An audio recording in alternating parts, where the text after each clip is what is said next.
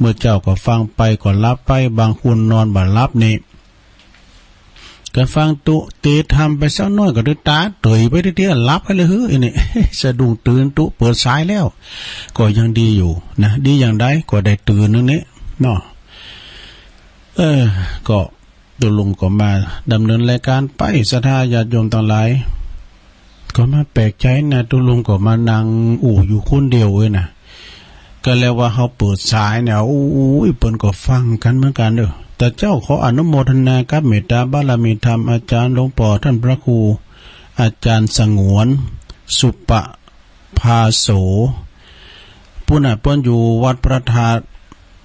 ตุม่อนเวียงอำเภอเมืองปานจังหวัดลำปางนะอำเภอเดียวกับแม่สายพินเนี่ยกันเนาะเปิ้นป่าศรัทธามา2ลำรถเฮาที่จริงเปิ้นก็มาเอาสัตว์ที่วัดพระธาตุโดยหน่อยนะเปิ้นสั่งชัดหอละฆังแต่ไปถามมันสลากเขาก็อันนี้วัดตุลุงยอมใจกะเปิ้นว่าปิ้นว่าเขามาห้องแฟนคลับตุลุงมาบน คุณบาทนะเป็นว่าเปิ้นฟังกันน่ะพี่น้องตังตุงเนี่ยเมืองปานเนาะอำเภอเมืองปานเปิ้นพังแม่ก็พังถึงวัน ขอบคุณในลายนี่ก็มีและจืออยู่พวกเจ้ากันนะเดี๋ยวนี้เปิ้นจำได้ยินเปิ้นไปเววัดปากตั้งเจริญนี่ขอบคุณอาจารย์พระอาจารย์สงวนสุปภาโสด้วยเนาะเปิ้นอยู่วัดพระธาตุม่อนเวียงนะอำเภอเมืองปานก็เปิ้นก็มาตามเสียงด้วยเนาะขอบคุณในลายเนาะ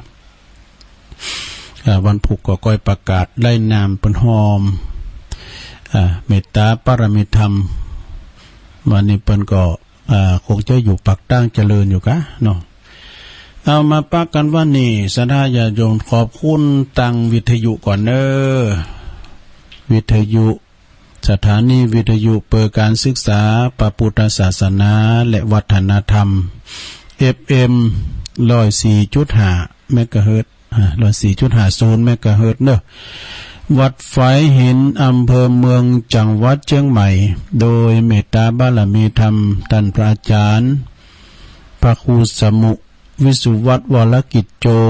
พระอาจารย์เปิ่นก็ลิงสัญญาณไปนำเอาเสียงตุลุงนี่สู่ศรัทธาญาติโยมได้ฟังกันไปแล้วเรียบร้อยขอบคุณเด้อวิทยุของคณะสงฆ์อำเภอฝางเด้อโดยเมตตาบารมีธรรมหลวงปู่พระครูสุจิตานุรักษ์ด็อกเตอร์เจ้าคณะอำเภอฝางFM 100.25 เมกะเฮิรตซ์เด้อตั้งอยู่ณที่วัดพระบาทอุดมนำบ่อสาวาสำนักวิปัสสนาตปีเจริญโชติธรรมโมวัดสันโคงลิงสัญญาณไปพิ้นตีเรียบร้อยพี่น้องเมืองฟังกันครอบคลุมหมด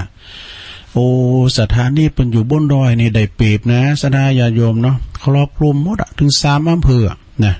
เพิ่นฟังได้ทีดิได้ฟังได้ชัดเจนแล้วก็สถานีวิทยุมนต์เสียงธรรมจากแม่แจ่ม106.25โดยเมตตาบารมีธรรมหลวงปู่พระครูมงคลวิสิทธิ์เนาะเจ้าคณะอำเภอแม่แจ่มเจ้าอาวาสวัดบุพพารามตำบลช่างเครื่องอำเภอแม่แจ่มเด้อเจ้าในสุมาเนี่ยว่าพิษผาดไปตุลุงมาฟังย้อนหลังนะว่าขอบคุณตัวปีอุดรนี่ว่า สุมาเนี่ย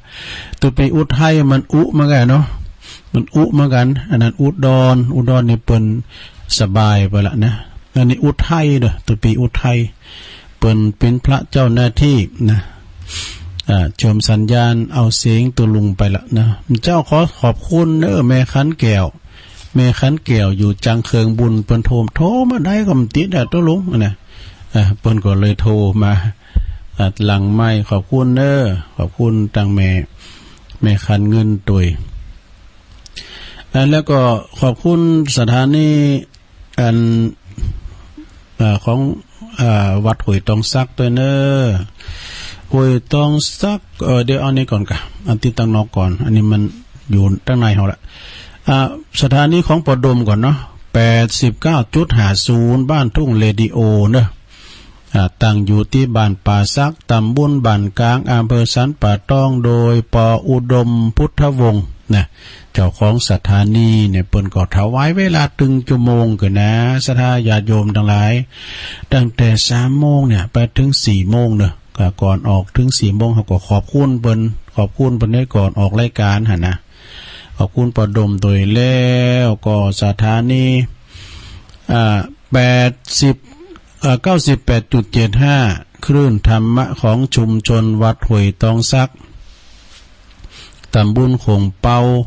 อำเภอจอมต้องโดยเมตตาบารมีธรรมหลวงพ่ออาจารย์ท่านพระครูวาปีวรมานิตเจ้าอาวาสวัดห้วยตองซักอาจารย์ชาวาลิชัยวังโส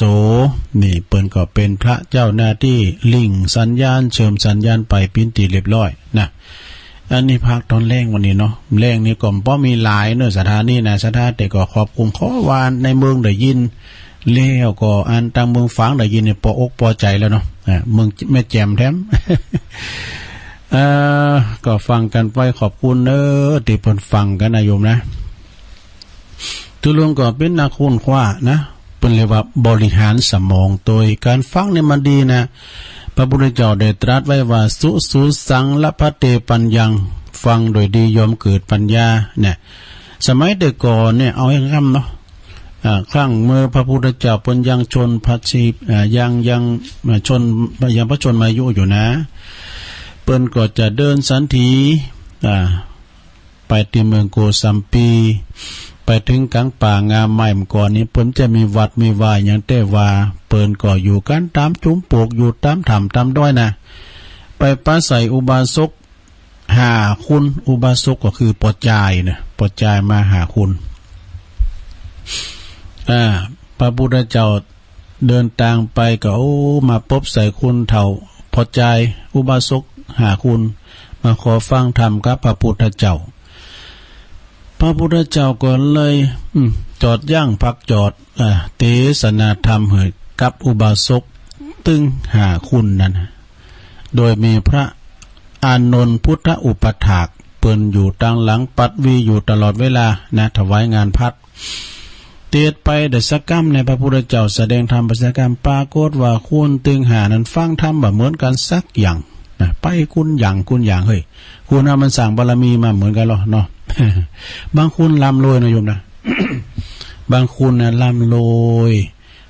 วยแต่มีเงินมีคำจัดหนักจัดหลายแต่งตัวมอซอก็มีเนอะสนะแต่งตัวปุดขาดข้ามจังก้ายะนะผอมปิ้นสักปิ้นสีแต่ว่ามีเงินมีข้าวของเงินคำอันนี้ก็เป็นกรรมของเปิ่นนะสะดานะแต่บางคนในปุตุเขาดินขายาแต่งตัวเหลือมา มันเหมือนกันนะสะดาเนาะเนี่ยมันเด็กเป็นกรรมเป็นแต่กรรมเหมือนกันนะสะดานะเนี่ยมันเป็นเนี่ยตุลุงเคยไปช่วยงานวัดหนึ่งนะอันนั้นนะเปิ้นจะไปตอดกฐินแต่เปิ้นมาก่อนงานเปิ้นมาช่วยเฮาก็ว่าคุณงานแกน่ะผมโหหิปีนี่อย่างคาราบาวแหละอยู่ล่อเข็นไปมาปิ้นประธานกฐินดูเนี่ยอันนั้นเป็นติดดินแต่กันเนาะอันนี้ก็เหมือนกันนี่ศรัทธาญาติโยมนะพระพุทธเจ้าแสดงธรรมให้กับอุบาสกกันเนี่ยสัก 3-4 นาทีปรากฏว่าฟังเหมือนกันสักอย่างคุณตีแรกคุณหนึ่งนะคุณแรกฟังทำไปหมูบเงาลับไปว่ะหมูบเงาลับไปก็ได้ตื่นเนื้อ เนาะได้ตื่นเนื้อไผไข่รับพร้อมหรือเนี่ยฟังตุลุงแล้วไข่รับก็รับเด้อเป็นยังนะอันนี้ว่าในธรรมเลยนะคุณที่2นั้นฟังทำไปเอามือขีดดิ้นเลยว่าล็อกหน้านิ่มยังขีดดิ้นเลยไปว่ะคุณที่2เนี่ยคุณที่3นั้นฟังทำไปโหนโยนก็ไม่ลิ่นไปติ๊กๆเนี่ยคุณที่4นั้นฟังทำไปแงนพอเดินพอดาวคุณที่5นั้นฟังทำไปปุตโตปินว่าต่างอกต่างใจรับตาฟังแปลงใจไปตามกระแสธรรมนี่ปรากฏว่าพระอานนท์ซึ่งเป็นพระอุปถากปัดวีอยู่ตั้งหลังก็เลยสงสัยมีความสลังสังกาว่าทำไมอุบาสกตึงหานั้นฟังธรรมยังเหมือนกันมีความสงสัยในจิตในแต่ว่าพระพุทธเจ้าเปิ้นฮู้โดยญาณวิธีจิตของเปิ้นเนาะ ปรากฏว่าเปิ้นก็แสดงธรรมให้พระอานนท์ว่าดูก่อนอานนท์ คนตึงหานั้นฟังธรรมเหมือนกันก็เพราะว่าสร้างบุญมาเหมือนกันนะคนแลกฟังธรรมไปมุบเงาลับไปปิ้นวันในอดีตชาติปางก่อนมันเคยเป็นกบเคยเป็นงูอยู่ในปอดในหูฟังธรรมไปก่อนเลยเกิดไปทางปอดทางหูน่ะลับไป เนาะคนที่สองนั้นฟังธรรมไปเอามือขีดดิ้นลิ้นไปขีดดิ้นไม่ใช่ว่าฟังเหมือนกันนะแต่ว่ามันต้องมีดุษฎาเนาะบางคนเนี่ยฟังไปแล้วก็มันต้องแป้งเหนียวแป้งก๊อกหมากากะลุกกะลักก็เพิ่นฟังยิ้มฟังเอายิ้มนิ่มอยู่อ่ะเนาะ มันมีดูเพราะก็ฟังไปก็ปากอยู่แบ๊บๆเนี่ยจะปีนสองทำมาดไปได้ มันต้องมีนะคุณเฒ่าบางคนน่ะต้องมีหรอกนะมันเป็นพฤติกรรมของไผมันนะเป็นแต่กรรมนะศรัทธาญาโยมเดี๋ยวไปเดินเพิ่นเด้อคนที่สองในฟังทำไปเอามือขีดดิ้นลิ้นไปปากฏว่าจัดแล้วปังหลังเนี่ยในอดีตชาติปังก่อนเคยเป็นขี่เดินไส้เดือนนี่ฟังเหมือนกันเจมฟังไปก็เอามือขีดดิ้นลิ้นไปยังมีความใฝ่ในดินอยู่ศรัทธานะคนที่สามฟังทำไปโหนโยนเก้าไม้ลิ้นไปบุดก็วิดไปเก้านั้นบุดก็วิดไปเก้านั้นปีนว่าจัดแล้วปังหลังนี่เคยได้ปีนว่านอนเคยเป็นบอก ฟังทำไปก็โหนก็ไม่ลินไปศรัทธานะโหนโยนที่บอกอีกดิ้งนะนิสัยมันเป็นนั่นหรอกแล้วก็เขาไปหันในคลิปในข่าวว่านั้นที่ไหนเนี่ยปดตัวรู้ลิงสมัยบุกวัดวะโตมันมีหัวหน้ามันลิงสมัยบุกวัดปดผ้าน้อยไข่โยมเจ้าวานเอาของกินไว้ไหนไข่ตู่อาหารไข่ตู่เย็นกินกันดูมันจะธรรมดานะลิแต่ไข่พระตู่เย็นกินไม่น้ำโคกยกมาดื่มแล้วมันก็หู้เฮ้ยได้วอกเนี่ยนะคำเป็นว่าวอกจอดเอวนี่หนักโกรธก็แสดงความกล้าหาญขนาดว่าบุกวัดมันของกินหลายโลห่อหนึ่งเนี่ยเตยองหมดเป็นห่อหนึ่งเป็นแคบมันก็เนี่ยนะปกติห่อเขากินบ่วะเบื่อว่ะแล้วก็ไข่ตัวยีนเนี่ยน้ำโขดโคกเฟนต้าสไปร์เมนโลคล่องคลอชื่นใจยกมาดื่มก็รูก็เนี่ยโอ้เขาผอมว่าเนี่ยโมนะอีลิงบอกนะได้ก่อนนั้นมันเปี้ยน้อยเนาะปีต้นนั้นเป็นรุ่นปีตุลุงมันก็มาแก่งลิงนี่มันอยู่ก้มขามหมดปันไปมาเปิ้นก็อ้อนั้นหือมันกินอันนี้มันกินแล้วก็ปีนั้นมันเอาสมาเดี๋ยวมันขี่ไก่ห่อตองเอาหือมันนะมาหือลิงนะหือลิงก็บอกโดข้าวคนค่านะมันก็ได้ไปมันไปเตะบุญหมดมาเตะบุญก้มขามหมดว่าเป็นขี่ไก่แล้วเนี่ยนะตัวลูกมาปีนั้นเต้นมือนะมันเปี้ยน้อยถ้าเขาก็เปี้ยน้อยนะปีละอ่อนเนี่ยนะสะตึดผมหัวหุยจ่องมาได้แค่น่ะเนาะจุกูกา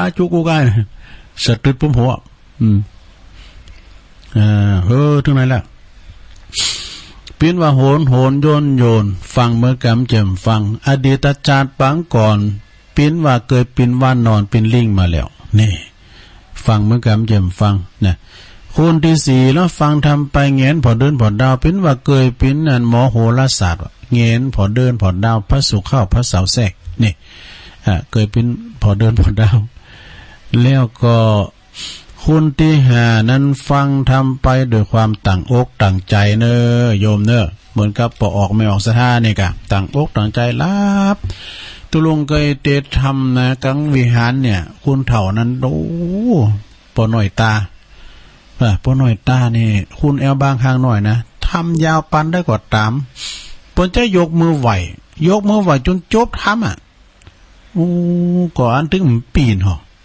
ถึงปีนนี่แหละอันนี้เน็ตเด่นอันนี้นะเฮานี่ปีน2เตอ3เตอแก่เขายังปีนเนี่ยเน็ตเด่นเนี่ยสระญาโยมเด้อฟังไปตามแต่เจตนาเฮาฟังไปละทุกอิริยาบถ4เฮาฟังธรรมที่บ้านจะได้ใส่กันเตดูเฮาจะสวดมนต์ก็ไม่ต้องได้ใส่กันทำกันหยังกันสวดนะเฮาแต่ฟังใน YouTube ไม่ลงข้อเน้มจางโธ่ก่อยสวดด้วยกันผูกเจ้านั่นจะมีไหว้พระหับศีลเด้อลงเด้อเอาปู่จานทั้งใดเนี่ยปู่จานมันไม่หนีหมดเลยนะปู่ลามก็ไม่เนี่ยป ผู้จานก็ไม่ไปจะฟังธรรมนะห้องตุลุงนะห้องนอนคนจนตุลุงนี่นะจะฟังธรรมแล้วก็จะทำศาลากาลิวิจสูตรมาติก่อนแล้วก็ผู้จานก็หมอไหนเอาเนี่ยผู้ลามก็เอาเนี่ยกระโยมก็เนี่ยตุเจ้าแล้วไหนเอาเนี่ยอาจารย์เอาละโอ้ตุลุงก็ล้ำไปได้พอมีที่ผิวเป็นคำลิ่นได้ในสถานก็ว่าไปมันโมนไหนเนาะเนี่ยศรัทธาญาติโยมทั้งหลายนี่เอาก็ต่างอกต่างใจฟังไปนำธรรมคำสอนขององค์พระสัมมาสัมพุทธเจ้าสุสังละปฏิปัญญังฟังโดยดียอมเกิดปัญญานะศรัทธาเป็นการบริหารสมองคุ้นขว้าตัวลุงคุ้นขว้าด้วยนะก็จู่ๆนี่จะมานั่งอู่กันน่ะบ้าตุลุงก็มีกำตึกมาก็ดูมันก็มดเฝ้ามันก็ดูเขาต้องเกมพร้อมอยู่ในสนามรบนะศรัทธากันพักสนามนี่วันคำได้กะนะพักสนามตักคนนั้นตักคนนี้นะแล้วนี่หอมหันหน้าไผสักคุณนี่ แต่ว่าเพิ่นฟังกันหลายศรัทธาโอ้เอื่นไปตั้งพี่น้องตั้งดอยแดนเมตตาบารมีธรรมอาจารย์สุทัศน์ตุลุงสุทัศน์ดอยแดนให้ตาไปทูมเขาเนอะอันนี้ตำรับตำลานะตำนานผี6โตพวกเจ้ามาเนอะพวกเจ้าจะเปิดสายหลายหน่อยนะแปลงใจให้พี่น้องตั้งไก่ตั้งเฮมบองเปิ้นโทมากันแล้วนี้นี่พระครูสังฆาลักษณ์สมบัติอภิรามณิโยนี่เปิ้นฟังตลอดเนอะวัดเหล่ายาวไต่วันนี้22จะได้ไปสงขลาเนอะจะได้ไปหอมปอยปีนานออกกา ลูกน้องปลิงแดง เพื่อจะคืนเฮือนใหม่วะจะเอาอันพระเจ้าไปมอบเป็นของดีเนาะคืนเฮือนใหม่เรายาวไต่เป็นปีนานออก ก็จะมีครูบาไพจิตเนอครูบาเปิ้นก็จะไปเมตตาไปเหือศีลเหือปอนเป็นสิริมังคละมงคลเนาะแล้วก็มีคุณฟังหลายสาธุเจ้าก่อนนักเนอโดยเมตตาบารมีธรรมเอิ้นไปตั้งหลวงพ่อพระครูพุทธิธรรมรักษ์นี่เจ้าคณะตำบลแม่โป่งอันนี้ก็วัดป่าไผ่บ่อทองดังตุปีสมเพชรด้วยนะโอ้ตำปุนก็ปุนฟังกันหลายแม่จันฟองติ๊บแก้วเขานี่นะดังแม่พันนะทาวันนะไอ้กันเนาะแม่ลำพันเขาเนี่ยแล้วก็ตั้งหลวงพ่อมานิดเขาโดยโอ้หลายเนอะตำปุนนะหลวงตามูลนี่น้องเจริญเนี่ยแม่บุญโดนเนอะแม่บุญโดนฟ้อนดาบแม่บุญโดนฟ้อนดาบไปลืมเนอะเจริญพรเรียนเจิญเนอะไปโมนกันเนอะที่วัดดอนจันนะวันที่26เนอะแม่บุญโดนก็ไปนะสลับปีแม่บุญศรีเนาะแม่บุญศรีก็ไปจังซอรอแม่จันติบเนี่ยก็ตาวังตานเนาะ มากันไปหลายๆศรัทธาญาติโยมไปปะไปหันกันบุญนะเปิดหูเปิดตากะนะแต่ก็เอื่นไปตังหลวงตามูลน้องเจริญนะน้องปลาสวายเปิดว่าตำน้ำพริกจะคล้ายในลำว่ะมันมีหลายอย่างหลายเมนูตุลุงตำน้ำพริกไข่กาตำน้ำพริกโถดินกาเนี่ยไปอยากอย่างลำนะตำน้ำพริกแคบมันกาเนี่ยมันมีหรอกนะเมสีพันปลาใหม่เขาบันเราพระเจ้าไต้เขียวต้วยฟังกันอยู่ก็แล้วก็แม่สมบูรณ์กันถ้าปลาปอสมบูรณ์กันเนาะปอสมบูรณ์เปิ้นถ้าหับมันได้มันอยู่ไกลเนาะแล้วก็เมตตาบารมีธรรมหลวงพ่อพระครูสันติเจติยากรอันนี้เพิ่นฟังตลอดนะแม่จันติบอกว่าหลวงพ่อเพิ่นก็ฟังทุลุงเลยดอกวัดเกตกะลามนะแล้วก็หลวงพ่อโชติสุวรรณสอนนะวัดศาลาเฮาบดิกาประเสริฐนี่เพิ่นก็ฟังแล้วก็ตั้งท่านพระครูบุญเลิศอุโมงค์บุญด้วยนะวัดอุโมงค์ตุลุงเคยไปโอ้ยวัดเปิ้นกว้างเปิ้นใหญ่พระครูบุญเลิศนะวัดอุโมงค์แม่น้อยจุ่มแก้วสุวรรณวิหารโดยเนี่ยได้ก็ตวงหาการพ้องกาตุเปิ้นว่าน่ะตวงหาการพ้องกายเนาะลุงนัดรถเดือนเหล่าป่าฟางโชเฟอร์สารถีคุณขับรถด้วยมีนักนะแล้วก็มีตังแอนงอภิญญาเขานี่ เปิ้นก็ฟังเปิ้นจะไปปุ่นนะไอ้หนุ่มเปิ้นไปห้องเพลงบ่ว่าปัดจันนะปัดดอนจันนะดอนจันนะลายก็เจิญเด้อไปกินแปดตานกันผูกกฎประกาศข่าวสารงานบุญเนาะเอิ้นบัดดังแม่แสงจันทร์สมรูปนี่กับหลานเปิ้นนะเปิ้นเคยมาแม่ค่ำด้วยแม่ค่ำแม่ค่ำเขานี่เปิ้นอยู่ปุนโดอยู่ไหนตัวลุงก็เปิ้นอยู่อันดอยสะเก็ดอยู่ปับเนี่ยปลาขายก็ได้ไม่นะกะปลาขาเปิ้นเคยมานี่แหละแล้วก็เอิ้นไปตังปอสังงัดบันไฮโลงด้วยเด้อแม่วางเปิ้นปิ้นนั่นปอแก่วัดด้วยนะ โอ้หนักแต่กันอื่นไปหลายนั่นซะได้เนาะกันเฮาว่านี่ก็ตักกับคนอื่นนะอีแม่ยิ้มตักกันแล้วใช่มั้ยนะก็ตักไปนะตักในจิตในใจนั่นซะได้เนาะ เอาละเจ้าว่านี่เพิ่นสอบใจนี่ก็แบบมีคุณโทรมาโตอันนั้นน่ะเขาท่านี่หน่อยดอกยังมีปืนนักก็ดีแต่น้อน่ะมีปืนหมอก็รักษาฟรีมีปืนทันตะ ก็จัดฟันฟรีมีปืนเป็นเภสัชก็จัดยาฟรีมีปืนเป็นทนายก็ขึ้นศาลฟรีมีปืนเป็นตำรวจก็ติดคุกฟรี มีปืนเป็นพระก็สวดพระให้ทำฟรี อันนี้เลยเอามาทวนฟังเห็นไหมนะสดาเนี่ยเป็นกำมลกำงานมาได้สดาไปคืนหนักเด้อเป็นกำมลกำงานกันไปนะ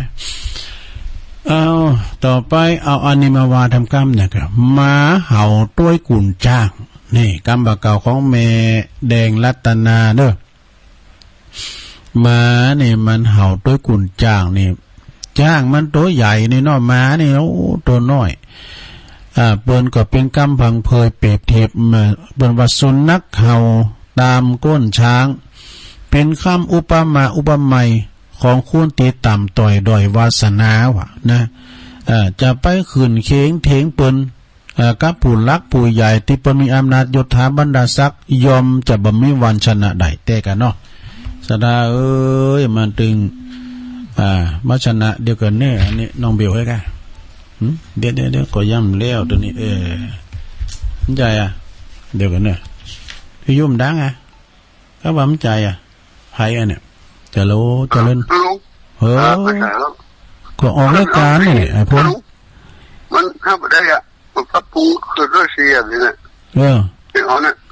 ไอ้เกี่ยวเนี่ยตัวลุงออกรายการอยู่เดิมเดี๋ยวนี้นะออกรายการได้แต่คือด้วยเสียมันไม่ได้นั่นน่ะที่เป็นออนเป็นปรับปรุงอย่างนี้ก็พูดหน่อยอันนี้มันเป็นเปลี่ยนเสาครับมันมีที่เป็นปรับอันนี้ครับเดี๋ยวนี้อันนี้ก็โจมได้แล้วเป็นปรับปรุงสถานีเป็นเนาะเป็นยังปรับปรุงครับมันขึ้นมันต้องเปิดโอเคปีหน้าไอ้พูดน่าได้กันเด้อตัวลุงไว้ก่อนเนาะก็ขึ้นเลยในโทรมาตรงเตงคืนน่ะตัวลุงว่าโทรรับลืมตื่นแล้วเนี่ยบีบก้มสองเขาขันล่างเตงไอ้พลโทรว่าลุงตื่นแล้วกันลุงออกรายการก่อนเนี่ยก็ออกนะกับมันถึงเวลาได้เนาะลุงมันฟังมันเป็นกระท่อนกระแท่น่ะก็นะก็เฮาก็จางเยอะฮือนี่เนาะถึงไหนอ่ะ ไอ้พลเนี่ยเพิ่นจังโทรมาลังไม้เดี๋ยวพิ้นกันเองไหนพลนี่นะได้ก็ขอเพลงคุณเฒ่าป้าปีกแล้วเนาะ มันถึงเวลามาเด้อเนาะสุนัขเห่าต้วยกุ่นจ้างนี่มันก็คือหมายความว่าเปิดอุปมาเหมือนกับคุณเห่าที่ต่ำต่อยดอยวาสนาเด้อลงเด้อต่ำต่อยดอยวาสนาจะไปขืนเสียงเทงเปิ้นผู้ที่มีอำนาจยศถาบรรดาศักดิ์ยอมที่จะบ่มีวันที่ชนะเปได้นี่สถานเด้อเฮาอยู่นะเป็นคุณเจ้าบ้านธรรมดานะกฎหมายนั่นน่ะสถานญาติโยมเฮาว่า10กรรมเปิ้นว่ากรรมเดียวน่ะเนาะนะมันนึมแพ้เปิ้นนะเปิ้นมียศถาบรรดาศักดิ์เปิ้นมีอำนาจก็กฎหมายนะสถานจะไปเทงกฎหมายได้จะได้เอาเนี่ยกรรมนึงสถานแมงมุนกินย้อนเหลือบนี่สดาฟังเนอะแมงมุนก็คือแมงมุนน่ะถ้าว่าภาษาย่อบอกว่าแมงมุนหัวเขียวบ้าน่ะแมงมุนหัวเขียวนักก็เวลาเปิ้นกินเลี้ยงที่ไหนน่ะแม่ป่านมาหรอก แม่ป่านมาเนี่ยห่มเจื้อนมันก็มาแหละแม่ป่านแมงมุนกินย้อนเหลิบ ก่อนตุลุงเขาเนี่ยโทษก็มองก็เพิ่นเจื้อนนี่มันไปเมื่อไหร่ก่อนน่ะแมงมุนกินย้อนเหลิบนี่มันเดี๋ยวจะอธิบายในตัวนะแมงวัน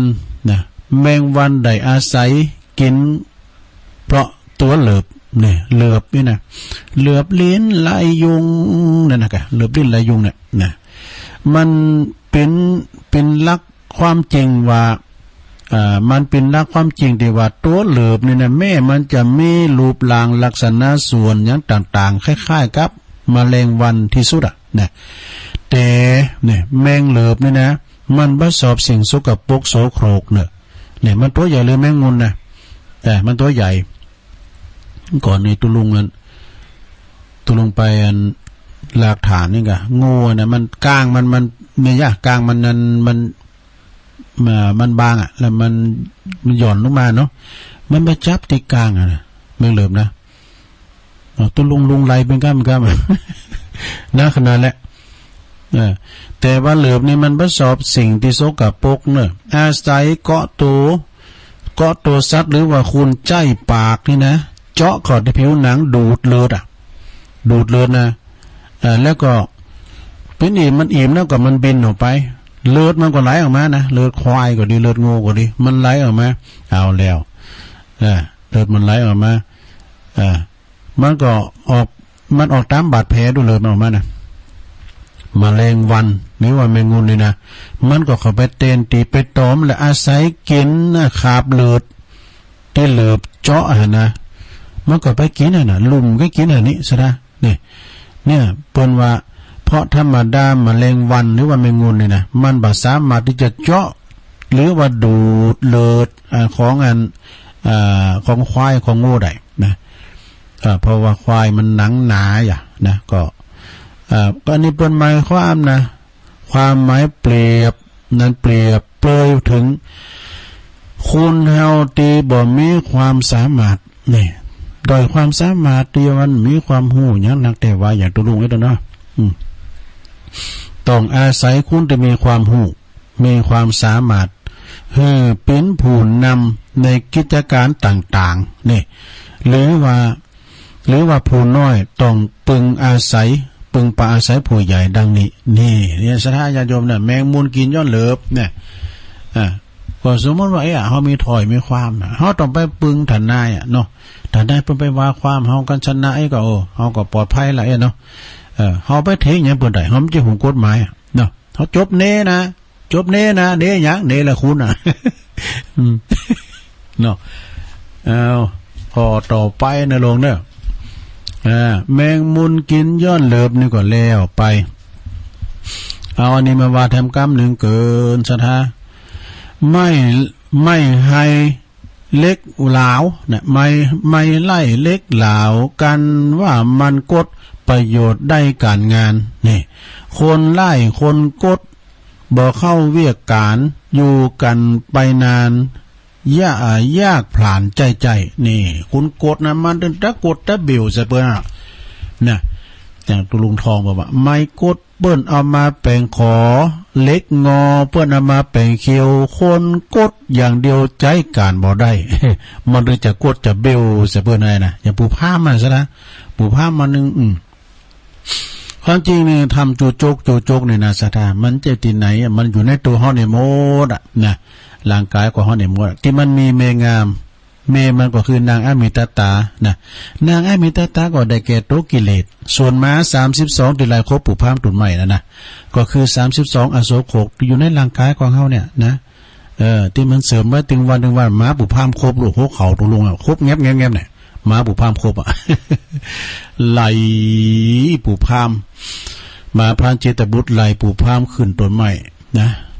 หลายตัวหนึ่งชื่อมันว่าปูตาบมันจังซุบสาบจอมลอยตัวหนึ่งชื่อว่าปูดำมอย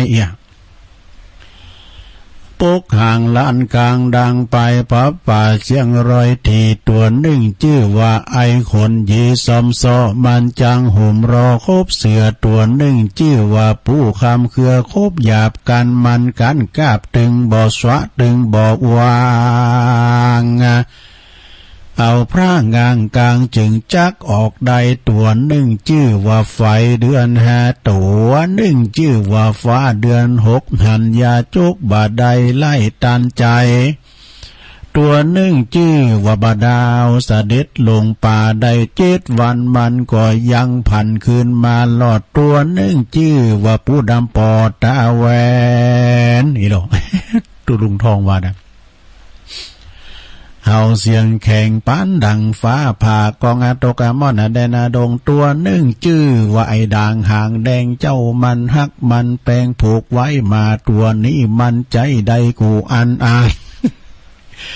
สี่ตีนยันอองเต่าปากมันเห่าหาแลนตามันแงนหาหางเพิงและหางหอกหางมันซุกซอกเข้าหูหนูหูมันฟังหาเจ้ามันรีโอ้ว่าไปกับมูลไม่ได้ลงเนาะอันนี้มันอยู่ในหูดูอยู่ในหูก็เลยว่าปะนะสนานะฟังถึงมันไกลนะอ้าวความหมายนะโยมเนี่ยดูไปหาปู่พามจุจุกบุญไม้ไร่เล็กเหลา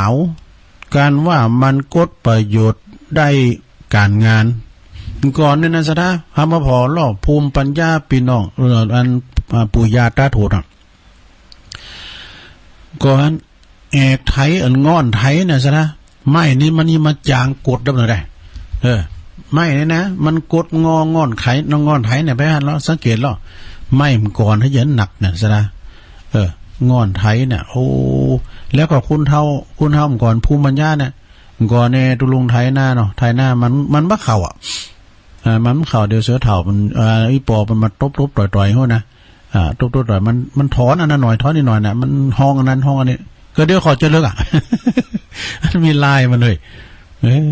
น่ะไม่กดเปิดมาแปลงขอเล็กงอเปิดมาแปลงเขี้ยวคนกดอย่างเดียวใจการว่าใดก็บ่ว่าจะปีนไม้ไผ่หรือว่าเล็กหรือว่ายังก็ตามที่มันกดงอน่ะเปิดเขียนไว้น่ะยังสามารถนำไปใจประโยชน์นะใดนะแต่ว่าคุณกดคุณงอกดในคองอในกระดูกเนี่ยหากว่าเขาไปคบสมาคมกับเปิ้นนานๆนี่นะก่อนลังที่ว่าจะพบแต่ความวิบัติเนอะเนี่ยมีเงินเดี๋ยวนี้เขายืมสัก500แล้วป่ะเนี่ยยืมเขาใส่เขาสิครับเนี่ยเนาะ แล้วก็แถมอย่างหนึ่งสถาญาโยมทั้งหลายเนี่ยแถมอย่างหนึ่งแมวบ่หือหน้าหมาบ่ยีเขียวนี่แมวกับหมาเนี่ยได้ยินอาจารย์ยอดก็ว่าพระปีนั้นวุฒิชาติก็ฮะที่เปิ้นว่าหมากับแมวเนี่ยก่อนมันก็เป็นปืนกันนะเนาะเปิ้นให้เฝ้าบ้านแล้วก็คุณเฒ่าไม่ยิงนะก็เอาปลาไว้เฮกันเฮานี่แมวไปกินก็เนาะแล้วก็ไปบุบมันแมวไปถามแมวว่ามึงเอาไปก็อีก็แมวมันก็ว่าไม่เอาบ่เอามันเอาขอพินว่าแมวไปว่ะไม่เอาเลยนะเอาขอมันหอกพินแมวไว้ว่ะมึงเอาดำไปเอาไปไหนเดี๋ยวถามมึงโกงละมึงโกงมึงเอาไปก้มปักมึงเอาไปมึงโกงก้มปักคุณเฒ่าโอ๊ตได้ก็ไม่ก็ใส่กลางหลังบักนะกูเองเอาขอเป็นเง้งอ่ะเหตุผลมันมีนะเนาะไผเราเพราะเขากินบนเราจันมนนะตุลุงกูเองเอาเขาก็เง้งเหมือนกูเองนะแมวว่าไม่เอาแมวก็เอาเขาก็เป็นแมวอันนี้ก็มาหลายตื่อมันกันเนี่ยมันเป็นไผเนี่ยเดี๋ยวกันเนี่ยยุ่มดังจ้ะฮัลโหลคารวะครับคารวะครับนี่โอ้ตัวหนึ่งก็อันนี้มันจะฟังไปดูเจ้าเติมมาตรงโทรเดี๋ยวขออภัยกันเนอะออกรายการอยู่ ตัวหนึ่งนี่เป็นอยู่ปุ้นวัดสันปุ้นเลยนะ ปทุมสลารามเปิ้นจังโทรมาอย่างน่ะห้องตุปีน่ะมันห้องมันห้องตุปีน่ะตุลุงในบ่ต้องคุ้นคิงปูเยอะตุปีแต่จ้ายเนาะเพิ่นแยงบอกกระโจกก็หอมใจก้าอ่ะห้องตุปีน่ะมันจู้เฮากินข้าวลำได้มันโทรมากับมื้อยังล่ะเจ้าเบ้คาราวะครับเจ้าเบ้วันนี้ได้กี่บาทมันไปถามเนี่ยวันนี้มาถามเนี่ยมอกจีเนี่ยนะวาลินนั่นเนี่ยตุลุงจะเปิดสายรอบแรงแล้วเนี่ยปลูกกันไปเนาะเอาเปลี่ยนบรรยากาศเป็นบรรยากาศเนาะจะเปิดสายรอบแรงเฮ้ยดีอายว่ะเดี๋ยวนี้ช่วยกันจัดรายการเนาะพุ่มแรงมีเนี่ยวันเสาร์นะหลวงนะพุ่มแรงวันเสาร์วันติดมีเดิมพวกเจ้าตุลุงมาอยู่เจ้าไหวพาหับศีลนะไหวพารับศีลดีมดีเดี๋ยวเอานำมาหน่อยยังมาโนดลาวหรือว่าเอาอันนี้นะไผ่ใดพองโลโก้ใดงานวันเกิดยิ่งใหญ่ใครคนนั้นกอดจอมหยุดกดเต็ดทำเหมือนแล้วเนี่ยเจ้านี่ประทาทำได้ยินนะเจ้าเนี่ย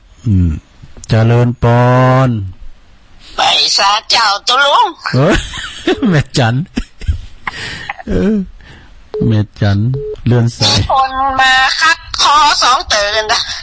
น่ากะมันเป็นยังมันเป็นธรรมดาแล้วทั้งตุลุงนี่มันลูกทงเนี่ยเนาะเป็นยังอายุมันดีมาบอกตุลุงก็เยอะเนี่ยแป้งหอมจางเนี่ยน่ากะเจ้านะโอ้ยพอนำขึ้นแล้วเนี่ยเต็งคืนนะครับ2 พฤศจิกาวันที่เฮาว่ามันถึงเวลาแล้วก็ปุถะภาระบริเดชพืชลูกมาผมใจตอนนี้ลงดูล่ะเนี่ยมันห้องเนี่ยพ่นลงลูกออกรายการก็อยากอุ่มเจ้าสมัยเนี่ยไปเห็นกรรมบ่เป็น2 ชั่วโมง 3 ชั่วโมงรับนอนรับเอกะก็ลุงตื่นยุ่งมันยุ่งมันมีสัปดาห์น่ะแต่ตุลุง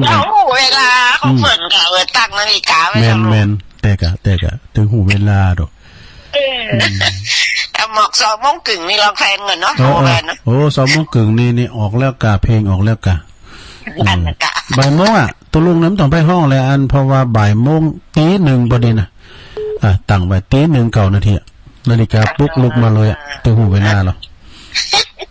บอกให้เขาให้ถ้าโกงได้ยินตั้งนาฬิกาไว้แล้วนั่นน่ะการไม่จันไว้ก็ถึงแน่นใจแล้วแต่ถึงว่าไผน่ะถึงจะมีกำฮ้อนกันมาถึงเดินเกียรติหยังไผน่ะเพิ่นว่ามาก่อนไปยังจะดุ้งตื่นแล้วมันนอนรับก็ตื่นแล้วนอนแล้วเข้ารายการมาเหงารับอีกมีอันเตือเขานางนางกันโดหมุนนี่กะรับไปหน่อยแบบโอ้พอทิมถ้าใครเข้ารายการสะดุ้งตื่นมาเหมือนไผมาห้องโอ้ยเรารับไปแล้วรับในเนาะเยอะเนอะชัดเจนในจ้าตุลุงขอบคุณแม่จันเนอะโตแม่จันนี่มาเป็นเบิร์ดแหละขอบคุณแม่จันในลายเนอะโตไปหันเฮินบ่ละเฮินเป็นลังใหญ่ของดีเปิ้นนี่โตสบายเจริญปอนครับไว้สาครับหลวงลูกโอ้มาแล้วน่ะสมณเณรเอาลักเข้ามาละเอาไม่เอาฮะไม่เอาไม่เอาไม่เอานะแม่ก็ไม่เข้าเปลือกกูเองงี้เนี่ยพระอาจารย์เอาหลักในงานที่เราเนี่ยนะกูลุงกับฟังกับทีนะมันมีแต่ว่ามันถึงบางอ้อเนาะเนี่ยนะกะมันมาขับมาถึงบางอ้อวันนี้ไปได้เนอะเลยฮะพระอาจารย์เอาหลักเลยมาก็แม่ก็เล่มถูกกับแม่แหละมันเลยประตูกันนะทหารแน่กันไล่ตีกันนะบางทีก็มีเอาไล่บางทีก็มีเอาไล่บางทีก็แม่ไล่มันจะมีหรอเพราะมันย้อนเป็นใจกันนะครับครับผมเป็นร่างใจนะครับเด้อโอ้ดีใจขอบคุณเนอะสาธุนิมนต์หลวงพ่อมานี่หลวงพ่อนิพนธ์นิมนต์เด้อวันนี้นะเด็กเดี๋ยวไปปะกันปุ่มเด้อแน่นอนไปปะหลวงพ่อมานิดเนอะไปลืมเนอะพระอาจารย์นนท์หลักเปิดไปเอามือแล้วนะไปปะกันปุ่นครับ อาจารย์อ้อนหลักนี่เปิ้นจะมีงานของเปิ้น27นะลงเด้อ27ธันวานะยกยอดชัดจะดีโอ้ปนันพันนะครับผมโอ้ปนันพันมาแล้วแม่ออนปนันพันหูจักตุปีสมเพชเด้อเปิ้นหูจักปนันพันจะดีนะตุปีสมเพชวัดบ้านบ่อทองอ่ะปนันพันแม่ออนฟังจ้าละกะวันนั้นฟังจ้าละเนาะเดี๋ยวขอบคุณหลายๆในปนานเนอะบุญรักษากำจูเนอะสาธุฮะเจริญพรของปนานนี่มันจะฮ้อนหน่อยนะเราต้องรีวิทยุให้หน่อยเจริญพรกลับไปสาธุลุงเสียงดีแล้วเนอะโอ้ดีแล้วโตแม่บุญพิมพ์กินยาจะไปใส่บุญตุลุงแล้วเนอะตุลุงโอ้ขอบคุณจอมพุกโอนจากลูกปัจจัยตุลุงเอาไปที่อันอย่างวัดอันอย่างเขาพูดน่ะนอนจันน่ะเลี้ยงกระหลงน่ะได้โอนประตุน3 แดงเนอะได้แล้วเสียงดีละ1 แสนละดีขึ้นละได้เป็นกำลังใจตุลุงเนอะขอบคุณแม่บุญเพ็ญโรงพยาบาลลานนาโอน3 แดงไปกินเป็ดตาลปุ้นเตียนดอนจันเจริญปอนไหว้สาเจ้าตุลุงแม่อมรท่าดอยคำเป็นห้องลูกเจ้าอันเป็นรับเป็นนอนได้ตุลุงตัวลุงบนห้องเลยแฟนครับก็นักลุงผมไม่ได้ยินทีอ่ะมาสักการหายสะดุ้งอย่างอันน่ะเนาะไปสะดุ้งเนาะแล้วก็นอนรับอ่ะเข้ามาห้องอันเนาะกันรับกว่ายาวเนอะรับหมดแล้วน่าจะรับกว่ายาวเหมือนมันแบบรับนั่นแหละด้วยมันเจ้าเกินนะเนาะที่มันเจ๊เนาะทาโดยข้างแต่เขาก็มวนนะไอ้พลอู่เขาถ้าเดินพลอู่จะมวนอะไรกันหลังไม้นะลุงคนเท่าไปวัดอ่ะแล้วพี่มาเมื่อเดือดทุกลุงหลานอ่ะจะได้บุญก่อนขอฟังเพลงคนเท่าป่าปิ้งหน่อยใช่ดูเขาใครอู้กันแต่ก็นอนมารับก็มุ่งแม่นอแต่ก็ที่ลุงแล้วเดี๋ยวอย่างน่าตัวลุงเป็นยังไอ้พลนี่เป็นเล่งแม่หรอเจ้าแม่ทุกกำลังใจขอบคุณแม่มอนนะแต่มันโทรมาได้ดีกันพวกนี้ก็จะไหวพระหับศีลกิจกรรมเขามีเนี่ยพวกนั้นตื่นเจ้าเนี่ยลงเนอะเจริญปอนมาจากเจ้าตุลุงแม่พิมพ์มาแล้วแม่พิมพ์มาแล้วเจ้ามาแล้วปลาเด็ดโดนใจปีย่ามาละเต้นละปลาเด็ดโดนใจฟังอยู่นะเจ้าชัดเจนดีดีกันขอบคุณเนอะไหว้ศาลเจ้าขอบคุณแม่พิมพ์แม่โนนเขาเจริญปอนเจ้านมัสการเจ้าตุลงโยมพิสมัยโยมดีเจเจ้าวันนี้ญาติตังดอยสะเก็ดปั้นเอาหมวกสำหรับคนเดินทางใส่เสียงนะเสียงคือถ้าหัวจะไปโดนอย่างเนี่ยมันจะส่งเสียงออกมาสมมติว่าจะเตียวไปตามประตูถ้ามันจะจนประตูนะมันจะส่งเสียงติดนะเป็นGPS ก็ไม่ใช่ก็ขอทามันก็ได้หมกกันเนาะกะมันละภัยนะหมกนี่ละภัยหมกแงบนี่แปลงก้าหลายบาทก้าเงินได้ชื่อได้นะมันเดินนะเขาจะไปแจกไผ่เดียวเนี่ยเอามาไปกับ11นี่ก็มาไปกับวัดปักตั้งเจริญไหมเดี๋ยวก่อนฝากท่านพระครูฝากพี่น้ำข้อมูลมาไหนก็ได้ว่าใครดีหมวกก็มีอยู่นี่มันได้แกะออกมามันจะเปิงหมวกตุลุงเนี่ยเราจะหลายปีแล้วก็ใส่อยู่นี่นะแล้วก็มันมีทำลายอยู่มันก็ยังเม็ดก็มันจะเปิงกันเนาะไปตั้งได้กับเพื่อนเอาหือเมื่อกันนะ แล้วที่เปิ้นมีก็มีถ้ามันหลายปีมันก็จะญาณตัวลุงแม่น่ะจะใส่ไหมพอตุลุงไปเข้ากำบ่ดูไปเข้ากำที่วัดบ้านใหม่กะหม่อมท้องอ่ะตุปีเพิ่นเอาผ้านุ่มผ้าห่มนี่นะตุปีทำครับยิบเป็นสื่อรถอันรถหมกอุ่นเนี่ยรถเขาทาเก็บไว้จะดีแล้วยามหนาวที่ออกมาแจ่มแล้วไงจ้าเนี่ยน้องใครก็ต้องการอยากได้ก็บอกมากันแล้วกันเนาะโอเค2 อัน 3 อันเนี่ยมีเสียงเพิ่นว่าเพิ่นทำเนี่ยมันกดยากมันมีวัฒนาการเนาะเทคโนโลยีแต่ว่าเพิ่นทำแจกเฮาขายให้อันเปิ้นแปลงว่าเอาซุปหมกอุ่นปุ๊บเว้ยนะได้ยินเสียงน้ำเสียงถ้ำที่เฮาอู่กันนี่นะมันต้องไปเนี่ยนะขึ้นบ่ดีน้ำว่าเนาะมันหาได้ยากเพิ่นทำสำหรับคน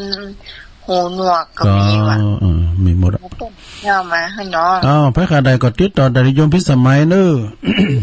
หมวกนิรภัยจะมีคำเตือนเลยติด